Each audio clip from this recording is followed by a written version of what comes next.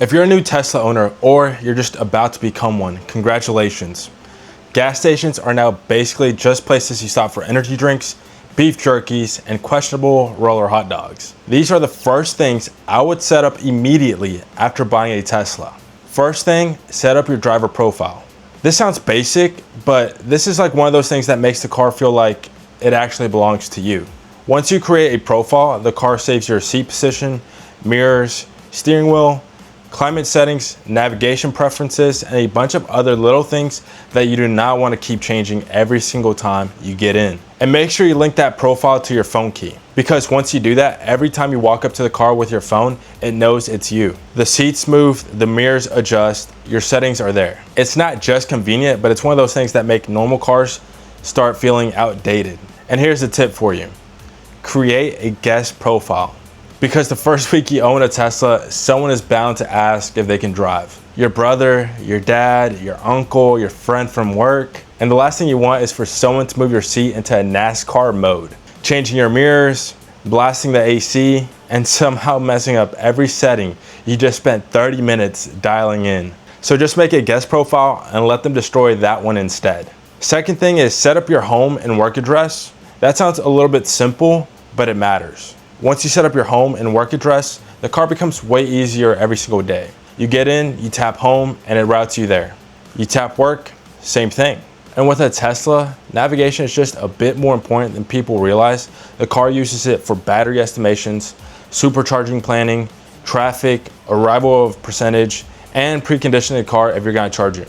So don't treat navigation like a normal GPS. In a Tesla, navigation is part of the ownership experience. Also, add your favorite locations: gym, parents' house, work, school, that place where you always get coffee even though you said you wanted to save some money. Just add them. It makes the car feel way cleaner and easier to live with. And real quick, if you enjoy these beginner Tesla ownership videos, I started a free email community. The link is down below in the description. That's where I might be sharing like future meetups, merch drops, behind the scene updates, Tesla ownership stuff, and eventually bigger travel plans if everything works out. So if you want to be part of the community early, click the link down below and join the email list. Third thing is connect your Tesla to Wi-Fi. This one people skip and wonder why everyone else is getting the cool updates while their car still feels like it's in 2022. Tesla pushes updates all the time. New features, bug fixes, UI changes, sometimes actual useful stuff. Sometimes just random things that you didn't ask for but now somehow love. But if your car is not connected to Wi-Fi, you might not be able to get these updates as smoothly. So when you get home, just connect it to your Wi-Fi. If you park too far away from the router, you might need a Wi-Fi router. And yes, technically you can hotspot with your phone, but you probably just don't want to do that every single time. So set it once and let the car handle the rest. Fourth thing, set up Sentry mode. This one is huge. Sentry mode is basically your Tesla watching itself when it's parked. If someone walks too close, hits your car, keys it, backs into it, or does anything stupid, the camera can record what happened. And I'm telling you right now, if someone damages your car, drives away, you are going to be very, very happy you had Sentry mode turned on. Because without footage, it becomes your word versus nothing. And that deductible is going to be coming out of your pocket. Now, there is a trade-off. Sentry mode uses battery, so I would not just leave it on for 24/7 everywhere without thinking. Turn it on for like public places, grocery stores, parking lots, sketchy areas. But if your car is sitting perfectly at home, you can exclude it from home so that way while it's sitting, it's not draining any of the battery. That's the balance there. Use Sentry mode, but don't let it quietly drain your battery all day if you don't need it. Fifth thing, figure out your charging setup immediately. Do not wait until your battery is at 9% at midnight to start thinking about this. That's when you start questioning your whole life. Before you even fully settle into your car, you need to know where you're charging. Home charging, mobile connector, dryer outlet, normal wall outlet, work charger. Is there a supercharger nearby? You need a plan. And here's the thing most people don't understand. You don't need some giant expensive wall charger immediately. If you drive normal miles, even a regular outlet can help. Is it slow? Yes. But slow charging is better than no charging. If the car sits overnight for 10 to 12 hours, that can still add a lot of miles for a lot of people's daily driving. If you drive more though, then yeah, you might need a stronger setup. But the point is, don't buy the car and then figure out charging later. Figure out your charging life first, because that will decide whether Tesla ownership feels effortless or annoying. Sixth thing, customize your charging limit. This is where new owners can complicate everything. For most Teslas, you don't need to charge to 100% every single day. For daily use, usually around 70 to 80% is enough. That's just gonna keep the battery at a comfortable range, and it gives you plenty for normal driving. Now, if you own an LFP battery, that's a bit different. Tesla recommends charging those to 100% regularly for calibration. But for a lot of the long range or performance models, daily 100% charging usually isn't necessary. So go into the charging menu and just set your limit. If you're gonna be road tripping, set a higher limit. If you're driving around town, just keep it lower. This is one of the simple settings that makes you feel like you actually understand the car instead of just guessing. Seventh thing is just set up your Tesla app correctly. The Tesla app is not just an app.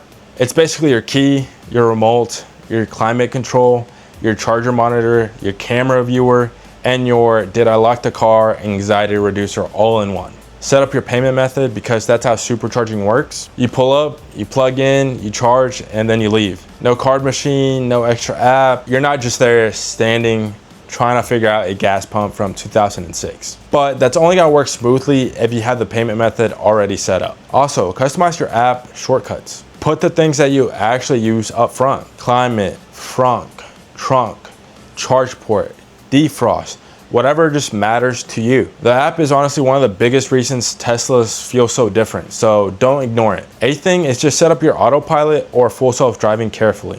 Don't just turn everything on aggressive one day and then blame the car when you get a ticket. Autopilot comes with the car, but it's mainly for highway driving. It helps keep the car centered, keeps the distance from the car ahead, speeds up, slows down, and makes sure that road trips are way easier. Full self-driving though is a different level. Turns, stop signs, traffic lights, lane changes, city driving, just about everything. But you do still have to pay attention. You're not gonna be able to get in the back seat and take a nap. We're not there yet. So when you first set it up and it's your first time, start with the calmer settings. Learn how the car behaves. Understand when it feels confident and when it's about to start feeling weird. Because once you actually get used to it, it makes driving way less stressful. But if you go with the most aggressive setting, it might leave a bad taste in your mouth. Just let the car earn your trust slowly. Ninth thing is just get those few accessories that actually matter. Not every Tesla accessory is worth buying. Some of them are cool, some of them are useful, some are just TikTok products with carbon fiber slapped onto them. But there are a few I would probably get early. Screen protector, floor mats, center console organizers, charging adapter or the mobile charger, maybe mud flaps because of where you live. The big one for me was definitely the floor mats though. Tesla's carpets are fine until something just happens. Rain, mud, fast food, snow, that one friend that gets in the car like they were raised in a barn. Get the all-weather mats early and protect the car before it gets gross. Same with like a screen protector. And try not to go too crazy with buying all the accessories on day one. Just start off with the stuff that protects the car and makes life a little bit easier. Then you can add all that fun stuff later. 10th thing, learn the settings that drain your battery. This one matters a lot because new owners panic when they see their battery percentage disappear while their car is just parked. That's just called phantom drain. Some of it is very normal, but sometimes it's because settings are just keeping the car awake. Sentry mode, cabin overheat protection, constantly checking the app, maybe third-party Tesla apps, all those can contribute. Cabin overheat protection sounds nice at first, but for a lot of people, it's just burning the battery to keep the cabin comfortable when no one is in the car.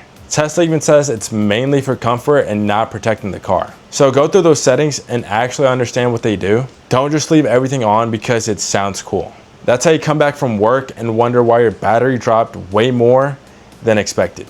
And if you're in the market for a Tesla, use my referral link down in the description below. It's gonna give you 3 full months of FSD. And besides that, the future looks electric, and I'll see you guys in the next video.